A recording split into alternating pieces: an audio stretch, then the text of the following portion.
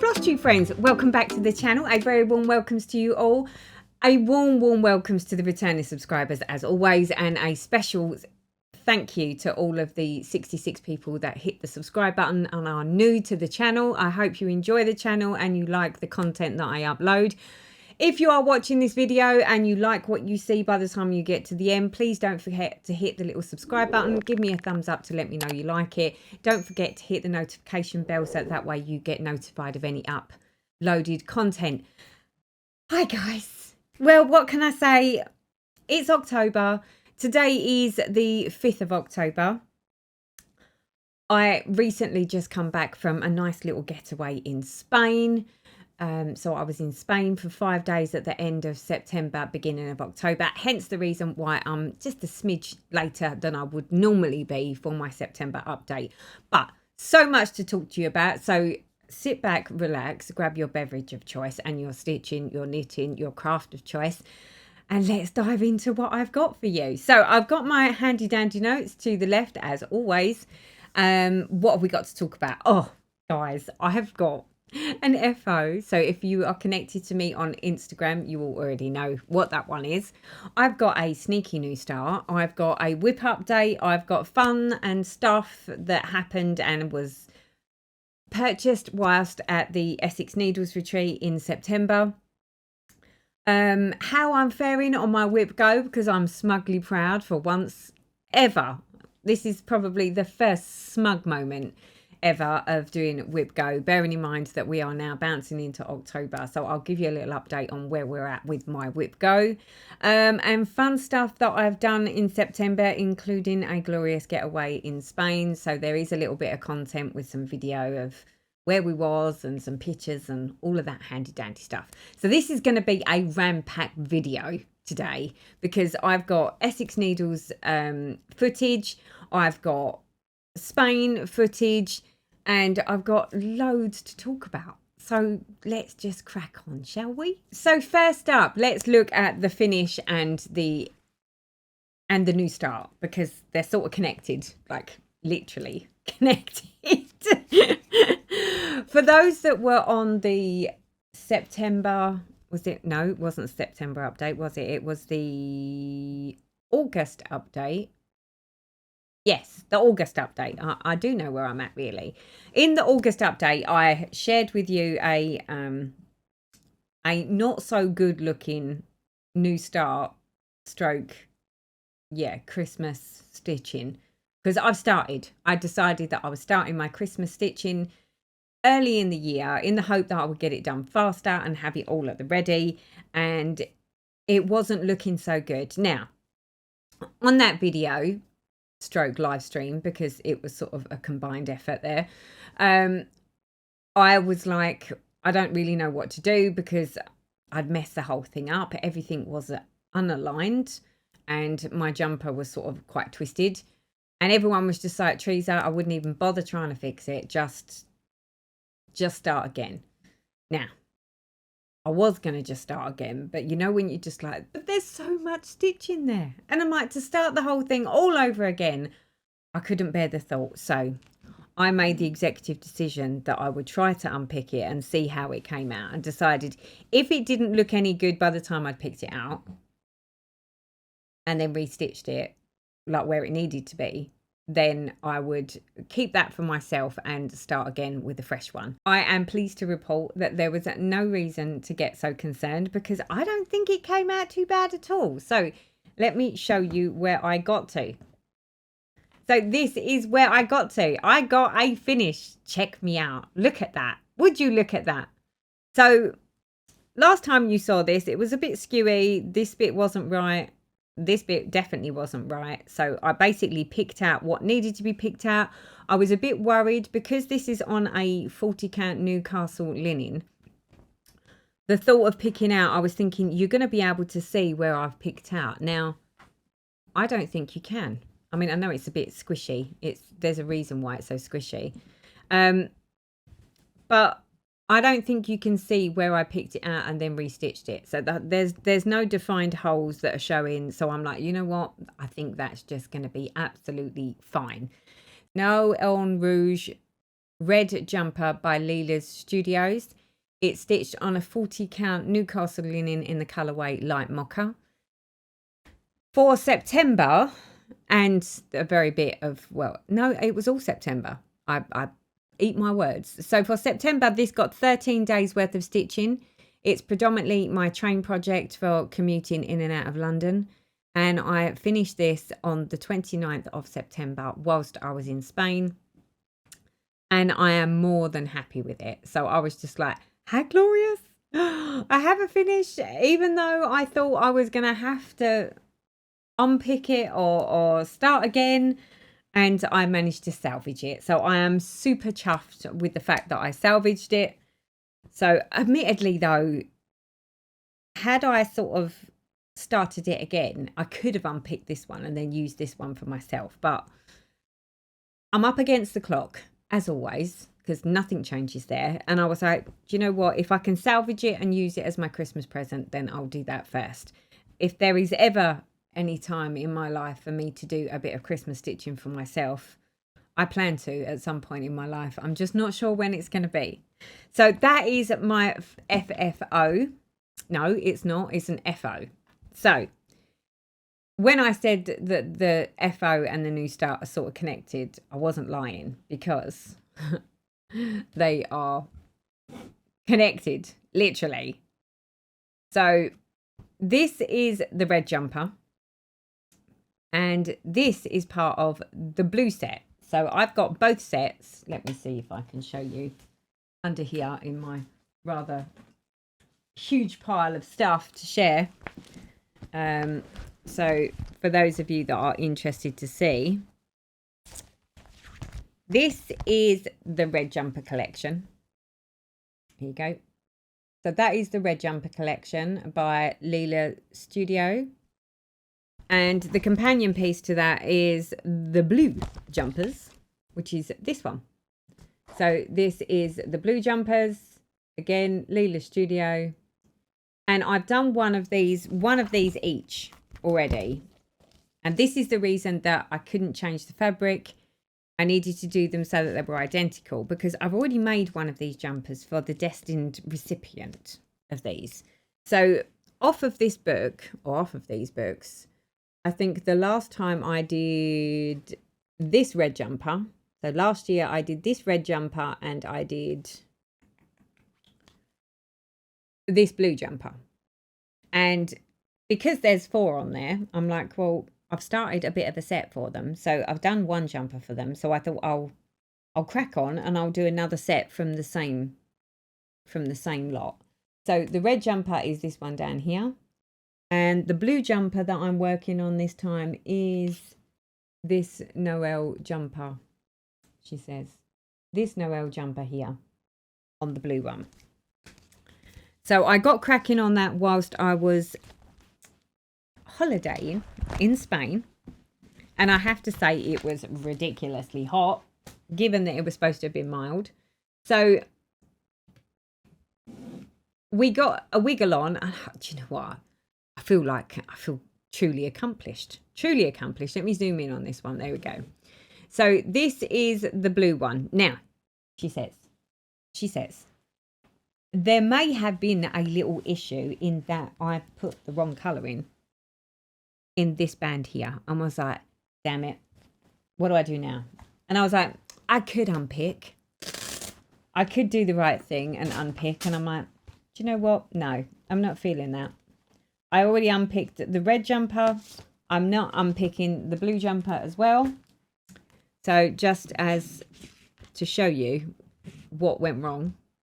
I say what went wrong. It's not really that bad. So I accidentally mixed up the light blue and the dark blue. So this should have more light blue in it. And then the dark blue should have been just the small amount of blue around the yellow. I've done it the opposite way round. Now, at first I was thinking maybe I need to mirror image this on this bit here. And I was like, no, do you know what? I'm going to leave this band here and the 2 arms. I'll leave the same. But what I'll do is where I made this boo-boo in this line here, I'm going to match it for the sleeves here and here. and just make the same change on the 2 portions of the sleeve. And then I'm going to leave it like that because I'm like, we don't need to be unpicking this anymore. So yeah, again, a new little start. So this one, my blue jumper, again, it's on the 40 count Newcastle linen because it's attached to it. This one was started on the 29th of September and has so far had 4 days worth of stitching. So this is 4 days worth of stitching. But admittedly, I was doing this in the early mornings when I was sitting about in the villa, in the evenings when I was at the villa, and then it's had a little bit of time on the aeroplane on the way home. And I think I stitched on it again last night. I think I finished doing the rest of the jumper to make sure it's square this time. So I'm doing it more methodically. I have a methodical approach with this one rather than just going all over the place. I'm sorry about this. Like half of my hair seems to be falling out at the moment. So yeah, so we've got a good start on that. So I'm more than happy with that. And I've got it on this tiny, tiny little Q-snap because it is my traveling project. And it's working perfectly. So hopefully it will not be long, or will not take long, she said, to get this completed so that I can do 2 FFOs together and finish them. And then that is basically my Christmas stitching requirement for work. And then anything else that I stitch will be either for someone in my family that I choose to stitch for, or moi, which would be nice. It would be nice to actually stitch something for myself. But I have all these plans. You know, we have these plans, and then yeah, then it doesn't. It just doesn't. So that is my new start and my FO. So I am, you know, when you just like, I'm super chuffed. I'm super chuffed that I've even accomplished that. So that is the start.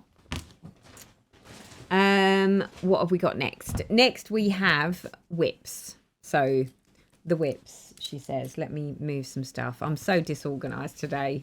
I started thinking, do you know what? I need to do this video today so I can get it done because I had so much going on. But then what's new there? I always have so much going on. But more so than normal between now and beginning of November. But I will explain all shortly. So what else did we stitch on? So on the whips, we have got... Damn it, I've left one of my projects in the other room. Let me go get it. Hold on. See, and you didn't even know that I disappeared. So next up, we have full coverage. I know, shock horror. Teresa's actually pulled out and dusted off a full coverage. The Little Princess Duck by Donna Gelsinger. This one I am stitching on fabric by Fortnight Fabrics in the colourway Cute 28 count Lugana. And I'm stitching it half cross 2/1. And where I've got pictures of where utolings last, then obviously I'll put them in. But this is where I got to. So I've been working up here. So I've done more of this section here. Excuse all my really rudely just sort of hanging threads here. That was already there. I'd already stitched on the white. But what I have done is I've gone in and started to fill in all of this section here. So we did a bit more here, and I'm just working on this section here. The plan is that I want to try and get all of this down to the white so that I can get rid of the hanging threads that are on the wrong side of the white. Now, you're probably thinking, well, why did you put that big blob of white in the middle anyway? Let me zoom you in. There we go. That's a bit clearer. That's because when I started Princess Duck, I think we did it on a live stream. As part of the Teresa made me do it. Because we said it was fancy lady, fancy man, fancy whatever. Well, this is a fancy duck. So the fancy duck I started on live, and I'm like, I need a big blob of colour where I don't need to keep counting and checking too much. So I did the white, but then was like, well, I need to go up and I need to do it up here. So I went back up. Now, it's created its own problem because I thought when I stitched upwards that everything would align, and I ran into some issues. Now, the problem with the issues that I have is I normally only stitch full coverage on gridded fabric, certainly not on ungridded fabric. The reason I chose this is because it doesn't really have a background, and I didn't really want plain fabric. I wanted it on a coloured fabric. So I ended up going with a completely ungridded fabric, which is turning out to be the bane of my life.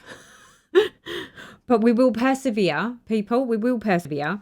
So hence, when I got to the top and I started working my way across, it was like things weren't lining up. So I've basically gone up and done all of this section with the plan that I'm going to try and finish this section over here, get all of these threads down to where the white is, do a bit of jiggery pokery if I need to, and then methodically go down from there. Now, I know that a lot of people self-grid and they use like a sulky thread.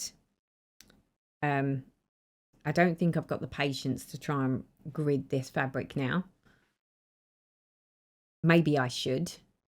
I know that other people use a friction pen.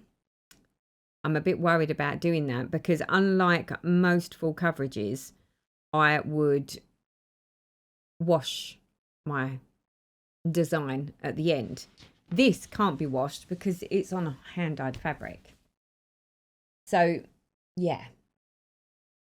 It's going to be, I don't want to draw on it. But I keep thinking I need some sort of guide or grid of some description.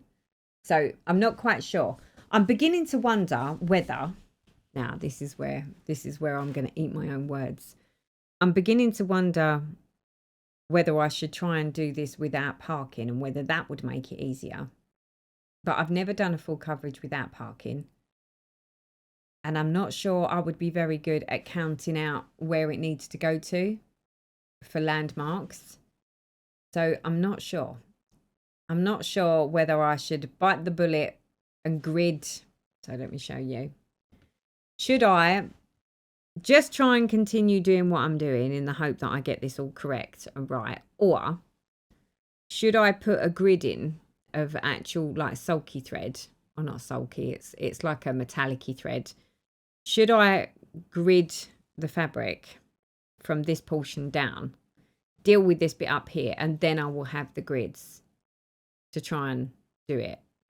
In which case I do need to find somewhere. I know there is somewhere on FlossTube where there is someone that shows how they do that gridding of the actual metallic thread to grid your own fabric. So that's the other option. What do you think I should do? Should I just carry on as I am and hope I get it right, or should I go to the point and grid the fabric myself with a metallic thread that can just be pulled out afterwards? Yeah. Any suggestions, people? Or give me the reasons why you think I should or should not do it. The pluses, you know, the pros and cons of doing both ways. And if anyone else has got an alternative method of what to do in this situation where I can't wash this, so therefore don't want to draw with a friction pen on there. Any other suggestions people have got so that I can have some sort of grid going on so I don't keep losing where I'm at would be, yeah, that would be helpful. I did think if I gridded it with the metallic thread, I could attempt, she says loosely, I could attempt for the first time ever to try and do a full coverage without parking and just like run the thread as far as it goes and then stop and then pick the next colour. Because I've seen people do it. Not sure I'd want to do it on a big square full coverage piece, but on a piece like this, I'm thinking this might make more sense to do it on because it's just the duck. I mean, I'll put a picture in here, but you'll see what I mean. It is just the duck and the rest of it is just the fabric. So I'm like, if I'm ever going to try to sort of not do cross country, because I'm not going to do like a whole page of that colour and then move to the next colour. But if I sort of use the thread and run to the point that I run out of thread and then move to another colour and do it that way. The only problem is because this is on a 28 count and it's half cross, sometimes in the lighter areas it can be really quite difficult to see where you've missed one. That is the only other snag. But yeah, open to suggestions from anybody that knows better than me when it comes to gridding versus not gridding. If there's another way of doing this, or should I just bite the bullet and do the gridding? In which case, I do need to go back and look up whose video it was that did the gridding with the metallic threads and grid the fabric across so that I've got some sort of guide to follow. If I do end up doing that, I might turn that into a video to show you the true sagas of whether it works well or doesn't, as the case may be. Just for fun, because I think that would be funny just in itself, watching me try and count and put my own grid on this fabric. But yeah, so that is the little princess duck. It's coming along nicely. So that one has got, what's that got? This has had 5 days worth of stitching, and you'll remember back when, I think it was in June time or earlier in the year, one of my WIPGO requests was that I needed to do 5 days on a WIPGO. No, 5 days on a full coverage. Where is my brain today? Which I didn't do. And I've always said that although WIPGO may say in that month that has to happen, for me personally, I'm like, as long as I complete that by the end of the year, I'm happy, like really happy. So the fact that I have now completed my June challenge on my WIPGO, it still keeps me on point with my WIPGO. And this is where we've got to. So yeah, more than happy with that. More than happy with that. And the fact that the WIPGO hasn't just like, I'm not going to end up with a square where actually you didn't complete that, so you don't get a full WIPGO board at the end of the year. I'm still on point to have a full WIPGO board. So go me. Now, I'm running out of places of where to put everything because I wasn't good enough to have everything to hand where I needed it. So I'm going to put that on the floor. Next up, what have we got next? So the next WIP that I worked on, for those of you that have been joining me on my live streams, you will know that I've been working on my Afghan with the huge great sausage. So this one, like I say, has been being used for the live streams. I haven't really done much stitching on it other than on the live streams, admittedly, but I won't complain. So this is my family farm Afghan. It's stitched on an 18 count fireside. It's 4 strands of DMC over 2. And this one has had 5 days worth of stitching. I already had that block completed. This is the block that I've been working in. I was rather hoping that I would have this block finished and done by now, but best laid plans and all that, it hasn't happened. And you'll realise in a minute as to why. Because my plan was, do you know what, here and there I was going to take this off of my stand in my office and take it in the living room and stitch on it in the living room and get this block finished. That was my original plan. I mean, it's not too far off, she says. Actually, there is quite a lot of stitching in. But if I actually spent an evening, like a good weekend evening, where I'm actually stitching, not just doing a couple of strands, I think I would be in to get that finished. That block. Maybe that might be a this month thing. But then saying that, when I show you the next project, you'll understand why I'm like, do I commit to something like that? Or don't I commit to something like that? So, that one, I think, was also part of my WIPGO. So, I completed my WIPGO on this one, and it got the 5 days. But I absolutely love stitching on this one because it's just huge. and has massive great holes. So when my eyes are tired, I'm still able to stitch on it, which is always a good thing. The next whip, is it the final whip? I think it might be the final whip, actually.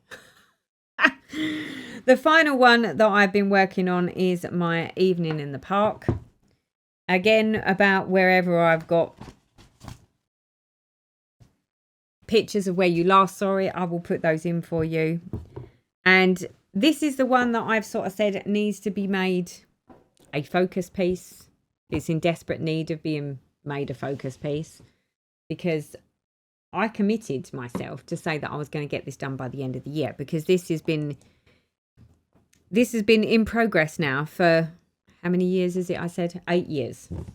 8 years worth of stitching on this bad boy. And really, if I just put my mind to it, I really could. I really think I could have got this done. However, you know, it's the 5th of October. And although you're sitting there going, but Teresa, you know, the end of the year isn't until the 30th or 31st of December. There's a lot going on in October to the beginning of November. From the beginning of November, things should calm down a little bit. But, you know, when it's like, but that only gives me November and December. And then we're rolling into Christmas and present purchasing and all of that jazz and good stuff. So again, time becomes limited. So I would like to say that I want to make this a focus piece, and the plan is to make it a focus piece, because I would really like, even if I don't get all of it done, I'm going to show you it now. There we go. So even if I don't get all of this done, it would be nice to get at least all of the stitching done, even if I don't get the beading done, because yeah. So this, I think, is where you saw it last time, and I think I'd completed this bit here. Well, people, look how far we got. Look at that. So since you last saw it, I have completed all of this over here. I mean, admittedly, the trees were already stitched as they are on this section over here, but this entire side now, the whole bottom is done, all barring the beads. So all of the snow has been done. All of the white snow is done. I've got, let's get rid of that over there. So I've got, this is what we've got left. So let me show you. And you'd think that I should be able to get this done, right? But there's a lot more than you realise. So there's another thread that needs to infill in between all of this grey, all the way around this bit, which I'm saving that for a, what do you call that? Like a movie night stitching. There's specialty stitches and metallics that still need to go in here, which are still not done. But that was because I'm like, I can do bits and pieces of that. I can do just a couple. I mean, I've started them. You can see there, she says, let me see if I can zoom in for you. There we go. Don't know how clear that is with that there, but we've started some of them. But in these areas here, this is all specialty stitches that are very similar to these ones. Like there's eyelets, there's Smirnoffs, there's, yeah. And there's lots of beads. There's some metallic that needs to go in and around this section, in between here and here. So there's still quite a lot to be done in that bit. Let me roll this back down a bit. So then there's beads to go in this section, beads to go in the gate. Same on this side. So other than the insert in colour here and that corner, sort of the remainder of that corner, I've got the same thing here where this needs to fill in. So again, I'm thinking that's a movie night stitching time, because it's just fill in the holes. I've done that on purpose just to make this a little easier.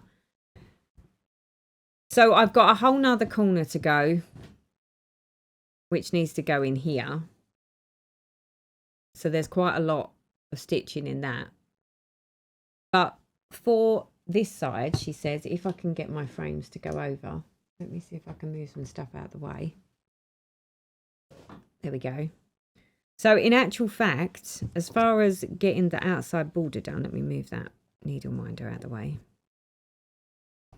So there's this corner to go. And then I've got, where is the, yeah, see, I've still got, this is why I'm like, is it possible? So I've got all the snow and the lanterns all still to go in up here. I've got this corner still to do. And then I've got this gate still to do. And then there's all the beading of this whole bottom section to be done. The gate still needs doing. That's what the infill should look like. So with this lovely light blue. That needs to go in this down here. But that's it. So it's like the gate needs doing, the infills needs doing, the snow needs doing, and the lanterns at the bottom here. This corner needs doing. And obviously the bits that we just spoke about over on this side. And then it's done. So I'm like, I really should try to pull a rabbit out of a hat here and focus on this. Do we agree? Do we agree? Is that what I should be doing? I mean, it's close, but it's not that close. You know, when you're just like, it's, yeah, that's where it, oh, let me see if I can work this out, people. Ooh. That's where we're at. She says, if I can remember which way to turn this. Oh, God, this is harder than it looks. That's how close I am. So I don't know. I would love to sit here and say I think it's achievable, but the more I look at it, I'm like, maybe it's not. Maybe that's the problem. It's just not achievable before the end of the year. But it depends on how much I actually focus on doing this. So one of the reasons I think I'm like, I really should focus on it is because it's been around for 8 years. But the reason I think that I don't focus on it as much is because I'm like, well, if I only stitch on one project other than a train project, there's not really much for me to talk to you about. But then at the same time, I'm like, well, I don't want to make it sound like, well, because I do floss tube videos, I feel bad just to only show you one project. But that sort of is how I feel. And then there are times that no matter how much I want to sit and stitch on this, I'm not prepared to stitch on it when I'm tired because I cannot afford for it to go wrong. Not when I've got this far along and everything's lined up, because it's like you cannot afford to make an error in it now and have to start unpicking things.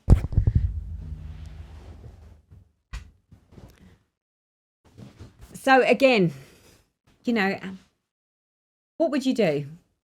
Would you make it so that other than that and maybe a little bit of train projects, that's all you saw on one of my floss tubes, and I can just fill it in with loads of chit chat because I do that anyway, let's be honest.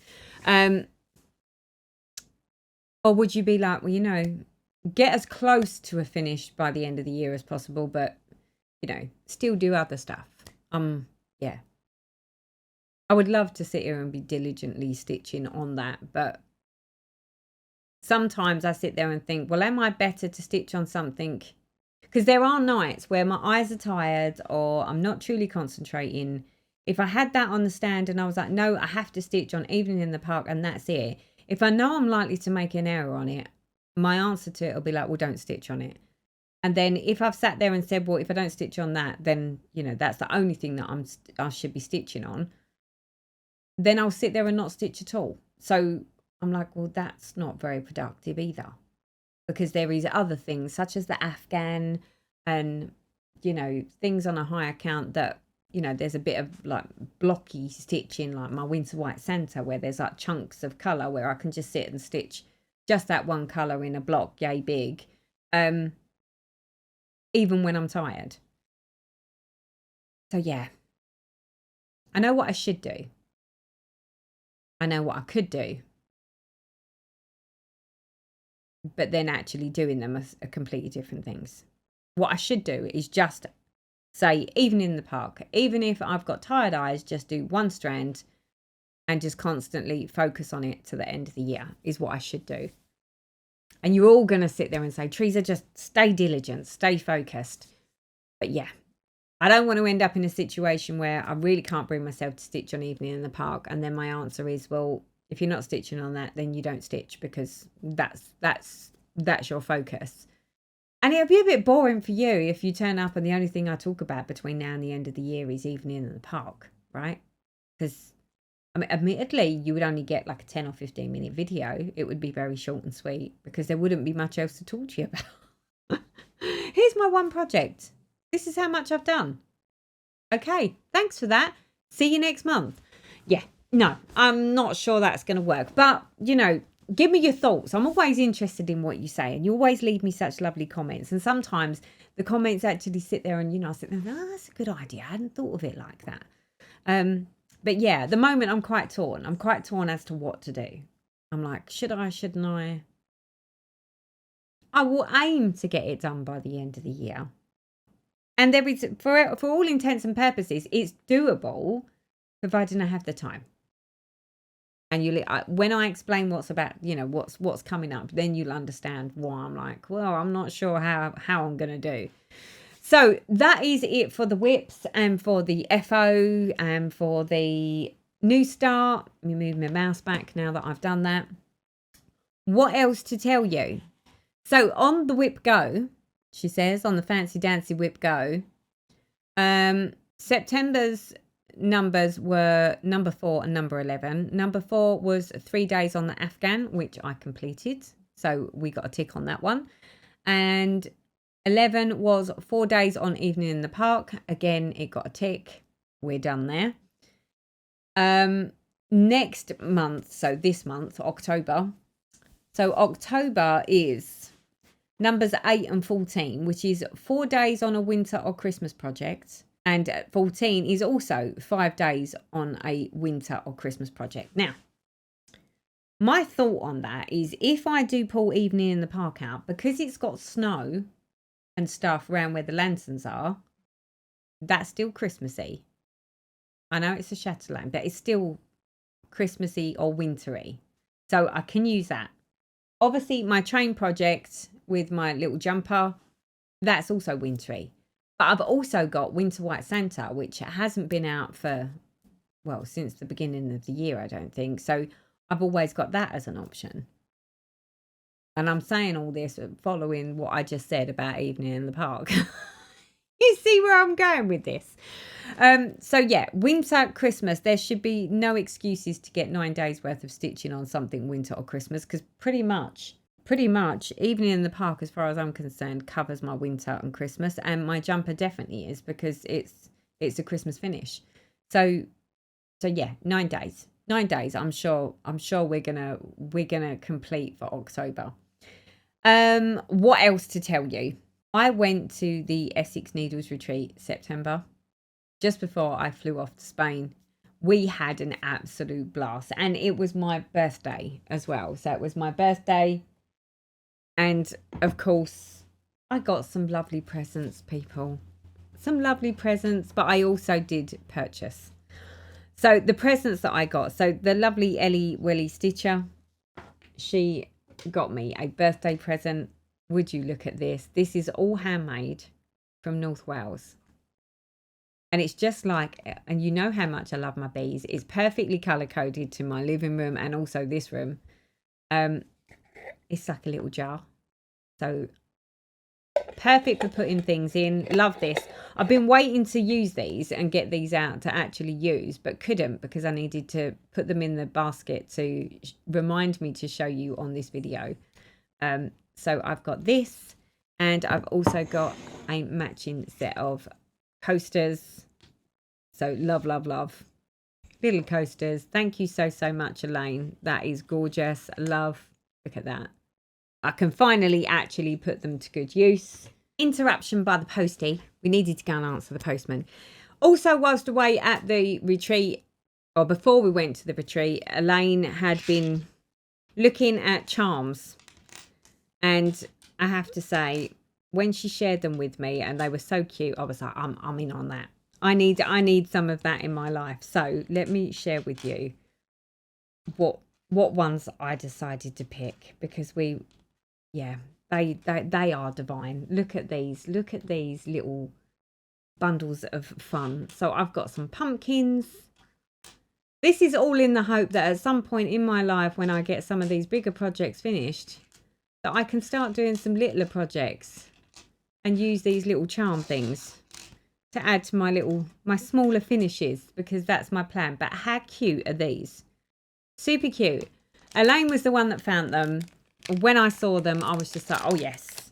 So I love that one. That one's just so cute, that little hat. And the little spider. I mean, even though I don't like spiders, how cute is that spider? So I was like, I need to have some of those in my life. The little ghost.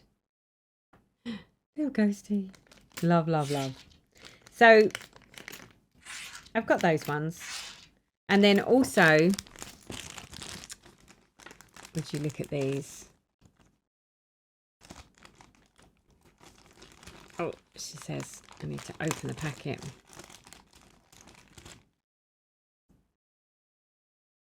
I've got these little jumpers, and they've got a hole in the top. Look, they've got a hole in the top.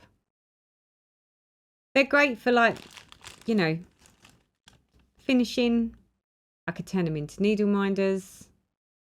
Love, love, love, love. So I've got these little Christmassy jumpers, and each of these little jumpers has got like a different pattern on.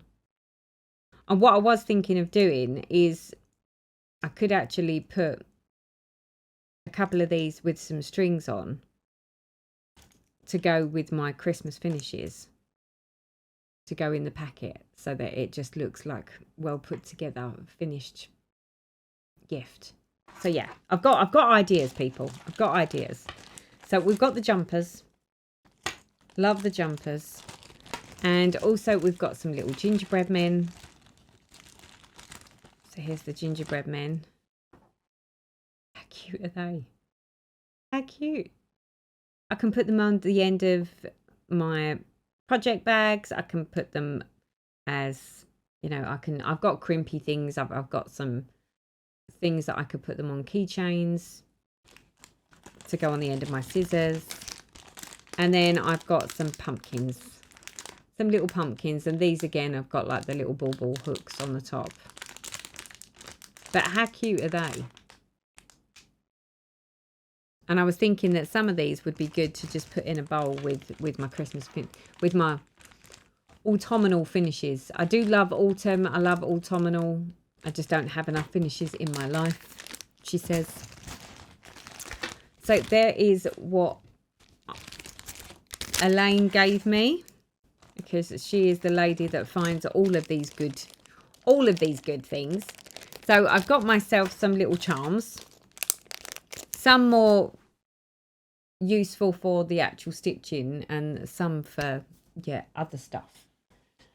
Also, whilst I was at the Essex Needles retreat, I decided, we had Naomi there with her fabrics. So rather than coming with bags, she brought all of her finishing fabrics so that we could all sort of have a pick for finishing our projects. So there was lots of fabrics there. I couldn't resist myself. It was like, you know, everyone was like in a sweetie shop. Look at all this little lot. So I picked up a load of half meters and meters of fabrics for finishing, because my plan is to do more finishing. I know, when I finish evening in the park. So here we go. Love this. It's like a really nice grey. It's perfect for finishing some wintry type things, because in my mind I will do at some point in my life. So I've got that one. I've got this one, which is sort of gold stars, blue stars with a black background. Thought that would work quite well for finishing. There's a lot of them where I was like, well, I don't think I would put, you know, there was lots of lovely fabrics there, but I did have to be like mindful of the patterns, because anything that had too big a pattern, I was like, well, I don't know what I'd finish with that, because, you know, it's not like I do quilting or anything other than just finishing smalls. making cushions, although I've not made a cushion yet, but that is the plan. So I got everything that sort of had smaller designs on, where, you know, if you only had that much of it, I could sort of like make it like yay big, like a cushion, like that big. And by the time that's cut out, you can see the details. So we went with this one. But I absolutely, you know, when you're just like, oh, I'm in my element. We got a black one with gold hearts. Super lovely. This one, I'm like, I can think of so many different autumnal things that this would work on. Or Christmassy things, or, yeah. But it's basically just a dots. White dots or cream dots on like a ultra mustard coloured fabric. So I got quite a big portion of that because that works well for finishes. This I just couldn't turn my nose up at because it's got bumblebees on it and I quite like it. I've got lots of bee type projects that I'd like to do that are smalls, and I could, you know, finish using this type of backing material. So we got some of that. We got this one, which again is all about the bees. Lots of little bees. Love, love, love. And then finally, I went with something that was a little bit more colourful and a little bit more daring, should I say, with these autumnal leaves. Love, love, love. So that is my little fabric haul for finishing. And do you know what? It's actually harder than you think, because unless you've got finishes to actually then look at fabrics and go, oh, that would work for this and that would work for that. Because I'm basically just purchasing fabric that I haven't actually finished anything for it. I was trying to pick things that I thought would go with the sorts of things that I would like to stitch, what I have in mind. But until you actually stitch it, you don't know, do you? So yeah, that was harder than it looked. But I was like, I got a bit of FOMO. I didn't want to miss out on the fabric purchasing, even though I had nothing to actually finish with it. So, but I will find things. Now I can stitch things that will work for this fabric, she says. Oh, and I also got this little bit of fabric as well, which is like it's like a waves one. Let me see if I can show it to you. Hold on. Let's flick it over. So it's just blues and waves. So again, nice and neutral, perfect for finishing, I think. So yeah. So that is my little stash of fabrics. Of course, the likelihoods are that most of the things that I'll be finishing, I'll sit there and go, oh, that doesn't go with that. I still need more fabric. I can imagine how quilters get on, and that they have like a huge amount of stock of fabrics, because I know I would. It's one of the reasons why I try not to sort of look too much at anything like that, because I could easily fall down a massive great hole there. Massive great rabbit hole. So what else did we get? So at the Essex Needles retreat, we had a number of shops. So we had Naomi there with the fabrics. We had Blushing Pink Stitches with her shop.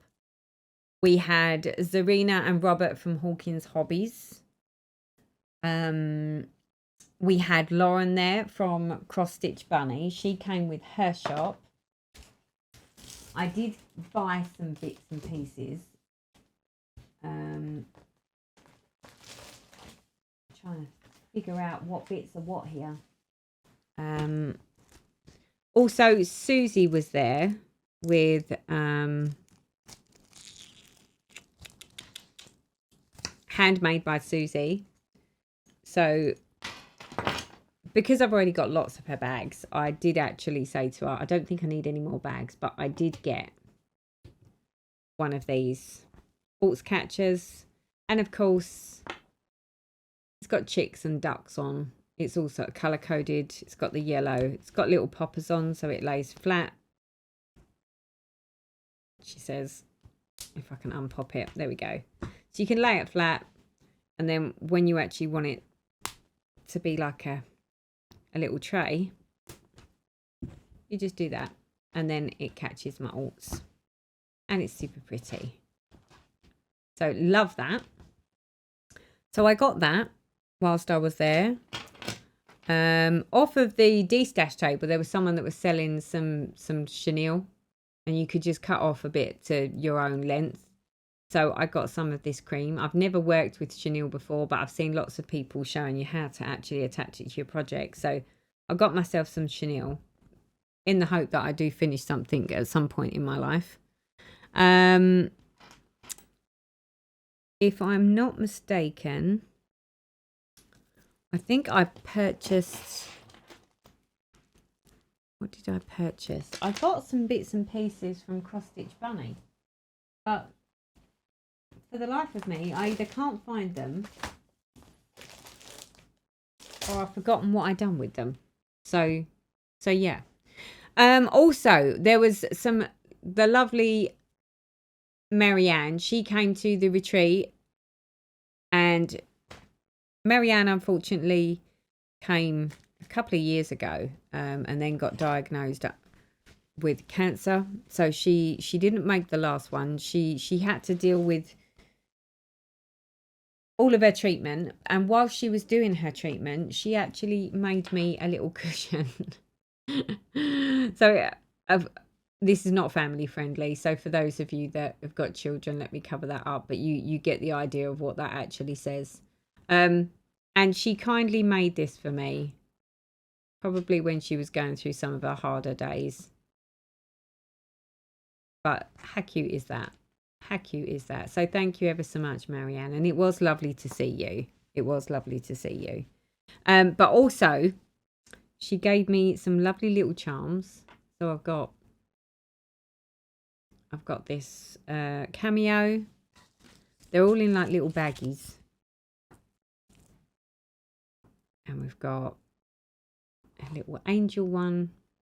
Actually, I should just take them out of the little baggies, shouldn't I? Let's take them out of the little baggies. So cute. So lovely. Yep, little cameo. Super cute. Love that. There was another one here.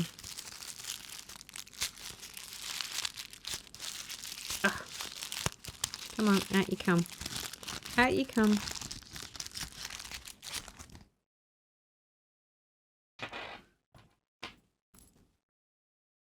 Here's another one.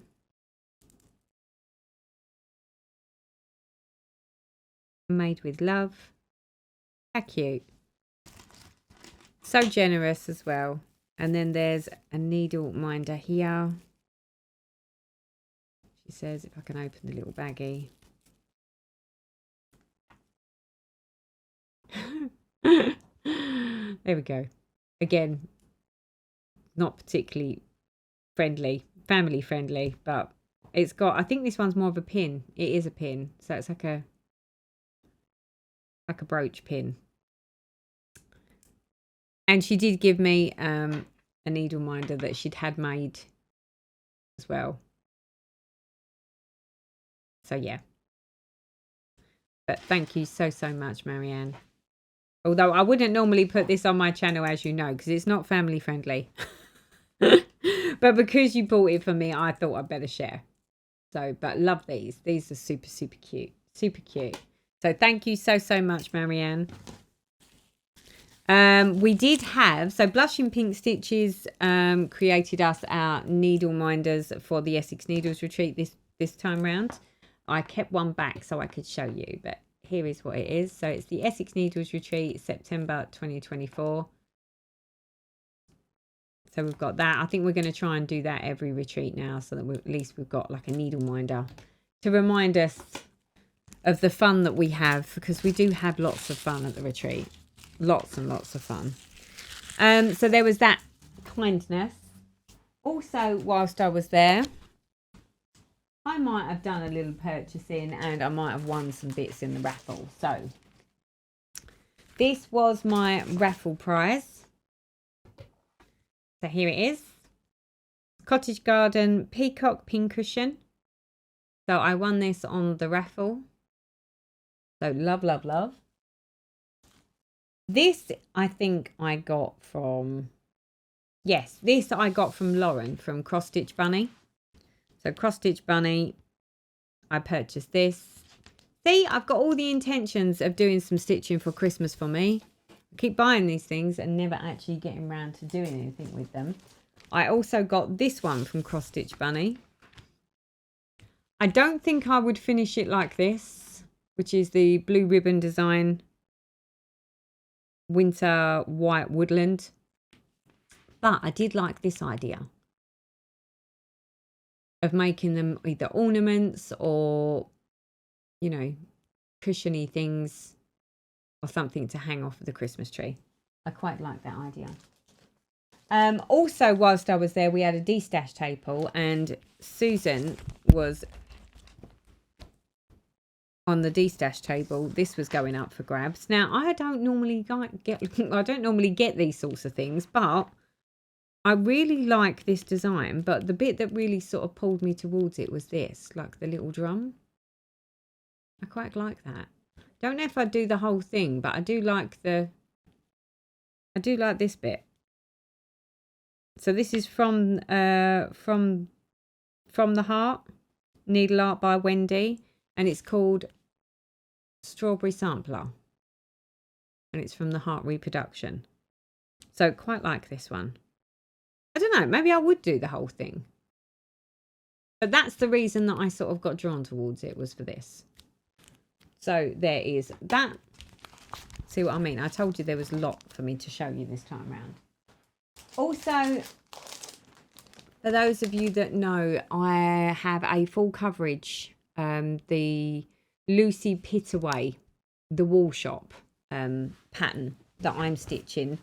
It got discontinued at Heaven and Earth Design, but as part of the raffle, someone won something that was Lucy Pittaway, and because she knows that I've got the Lucy Pittaway design that I'm stitching, I think she kept one part of the gift and she gave me this part. But this is the Lucy Pittaway to-do list.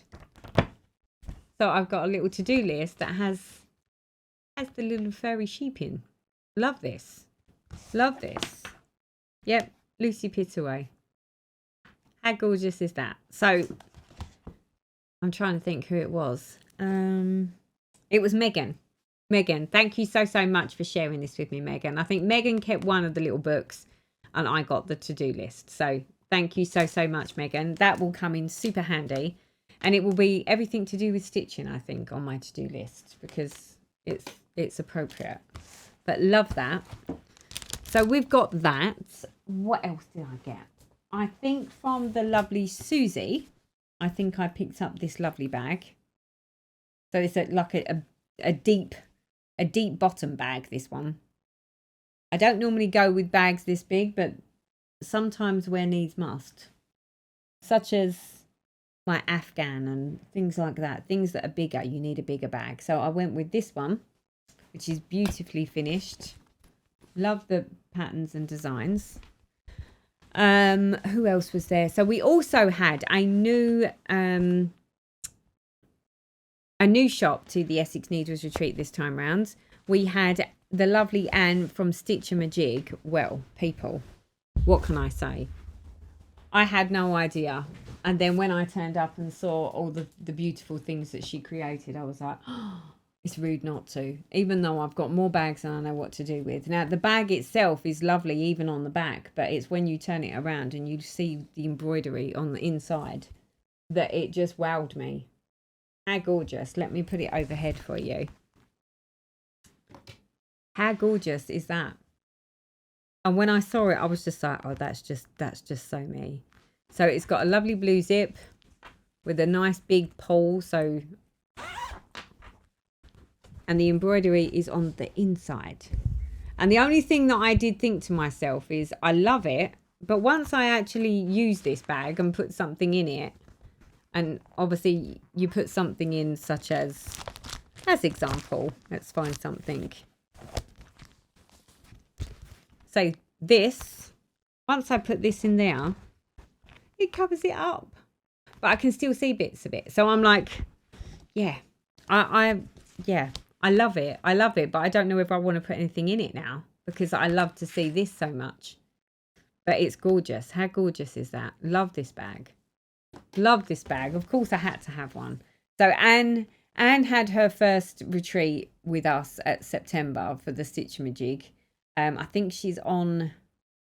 Not sure if she's on Etsy or she's on anything that I've got links for. I'll put in the description box below for those that might be interested. But I absolutely love that. Absolutely love it. I will use it at some point, but for now I just want to have it somewhere where I can just sort of stand it up and look at it, because it's just too nice. What else to share with you? So also I have my fabric of the month by West Green Loft Yarns. Now I've got 2 here because I didn't do last month's because it didn't turn up in time. So let me just pull this out. So September's is this one. Let me zoom you in. So this is September's fabric of the month. Oh no, it's not. This is October's club. And it's a 28 count in the colourway chalk. And I think that's very apt. And that is a true representation. This is white and this is like a off-white. But it's more of a creamy off-white. So it's perfect. Perfect. Love. And then this one is September's. Would you look at September's colour? How gorgeous is that? I'm not taking them out of the bags because they'll make too much crinkly noise, but love that. It's like a cinnamon gingerbread colour is what that one looks like. So love. Love, love, love. See, all these times you come onto these videos and I don't really have anything to show you. And this time I've got loads to show you. What else to tell you? So I have got some footage from the Essex Needles Retreat finishing tables, of which if I've got enough to talk about, you'll be seeing it now whilst I'm talking. And if I run out of things to say about some of the gorgeousness that's on the tables, then I will just put some overlay music on, but you'll see what I mean. Some of the works of art, the beautiful pieces that people bring to the retreats, they come with them. Some are completely FFO'd, some are just FO'd, and they share with us all the goodness. For those that have got a finish at the retreat, they go on to the finishing table. The finishing table just gives you so many ideas. There's so many goodies on there. Everyone has a different style. Everyone has a different preference of what sort of stitching they have. So you get to sort of see a true array of different stitches. We get full coverage. You get fancy ladies. You get samplers. You get smalls. You get these tiny little finishes, which are absolutely glorious. Everything about it is truly amazing, but it's very enabling. You know, things that you didn't think, you know, you saw a picture of it and it's like, well, it was okay. It was nice. But then when you actually see them in the flesh and you see someone that's sort of picked colours or, you know, chose a certain fabric, it just makes you think like, oh, actually, you know, if I thought it looked good as an image, actually, when you see the actual stitched version, you can understand now why going into a brick and mortar stitching shop is dangerous, because once you start to see the model stitches and you see the stitching in the flesh, what didn't make you go wow when you saw it as a chart definitely makes you go wow when you see it in person. It's happened to me on a number of occasions. It definitely happens to me when I'm at the Essex Needles Retreat and all of the other retreats where there's finishing tables, and even just the walking around looking at people's works in progress, and you see, you know, the choices of fabric that people have made, or the colours, you know, the true representation of the colours of a particular design or chart. It can really sell it to you. So yeah, that's the only thing that I would say. I go to these things thinking, you know, I've got more than enough, and I always come away with yet more. But some of the workmanship that goes into these pieces, there was one where it was a full coverage shelf design. This thing was enormous, absolutely huge, but when you see it in person and you see how much stitching was involved in completing it, you are in awe of some of the things that are stitched by others. It's truly inspiring.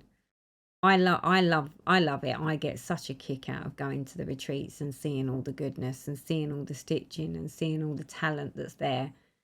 So yeah, so like I say, I'm either showing you now, footage of the Essex Needles Retreat finishing table, and if I'm not quite finished with showing you that, then I'll just put some overlay music so that you can just have a little look at all of the talent and the gorgeous designs that were on our finishing table.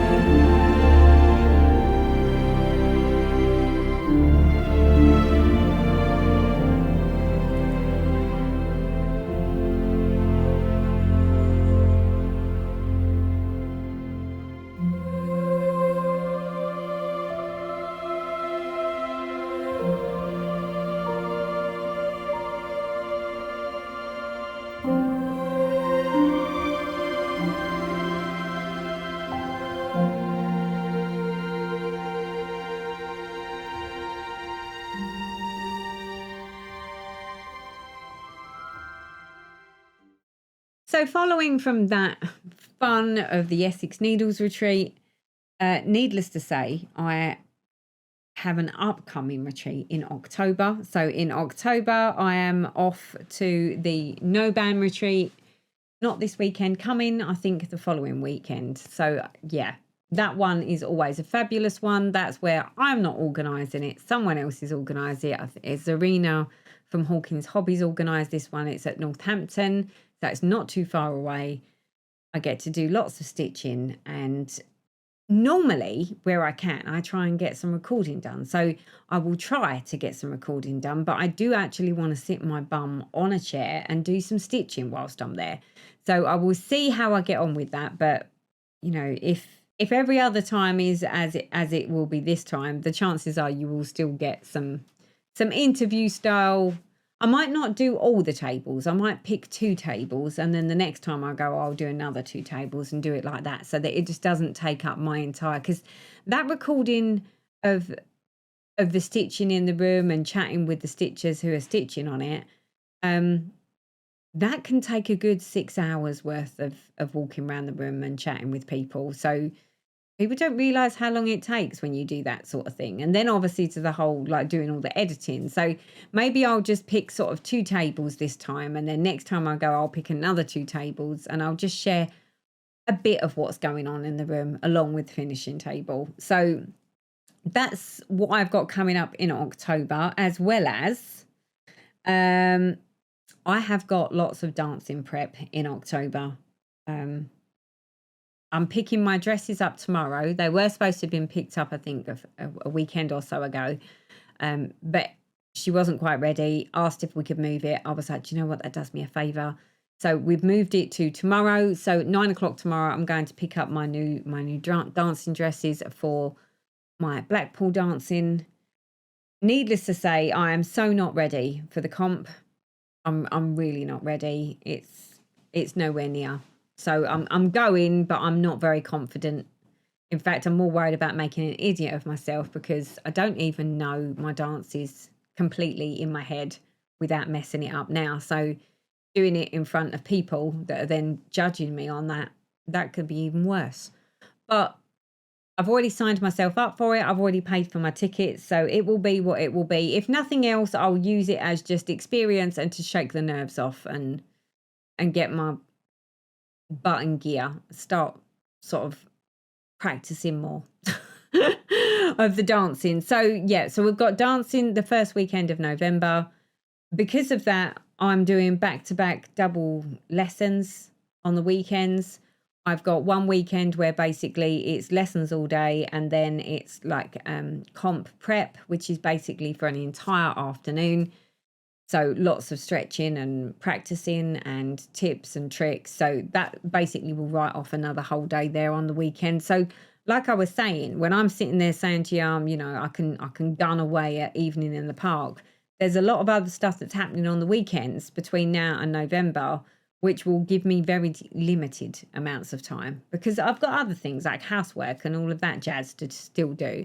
But I am looking forward to going to Blackpool for dancing, sort of. But there's lots of stuff that needs to happen ahead of it. So that's going to take up a lot of my time in October. This video is probably already over an hour long. I was going to share some pictures and images of, you know, the holiday, like my getaway in Spain. There was me, my husband and his sister. We found a bit of a steal on a villa on Airbnb. Decided at a fairly last minute, you know, let's just book somewhere and go. We went for 5 days. We went from the 28th of September through to the 4th of October. And would you believe that although the weather normally in Spain at this time of year can be not a hit and miss, it's normally quite warm. It's normally sort of anywhere between 20 and 25 degrees, you know, some sun and clouds.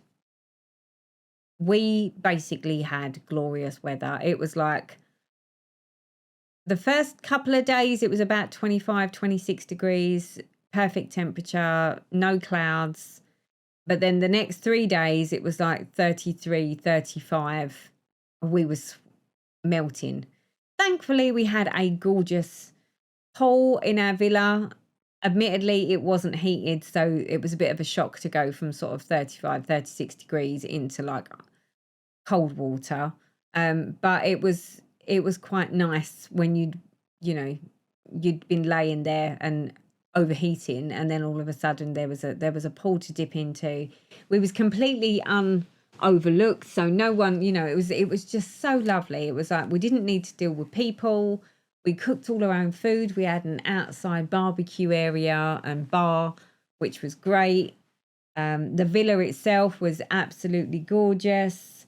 We basically spent 5 nights just chilling. And when I say chilling, it was just really peaceful, really relaxing. No need to sort of get dressed up and do all that. It was literally just, you know, sit by the pool all day, relax, sit down, do some dinner, then chat, do some stitching for me, sit down, watch a bit of Netflix. It was like being home from home, but without all of the, I can't just sit here and stitch or do nothing because I've got all of my housework and stuff to do. It's like being home from home. I like it. I actually think I prefer villas where I'm completely isolated from the outside world than I do going to a flash hotel that offers me an all-inclusive service. We've come back home. Needless to say, I broke the cardigans and the woolies out. It's not freezing here. It's just, for me, it feels really cold after being away in 33 degrees. So between 33 and 35, it's like all of a sudden we've dropped down to like 16 and 17. That feels chilly, although it's not ice cold yet, but we're not having fabulous weather.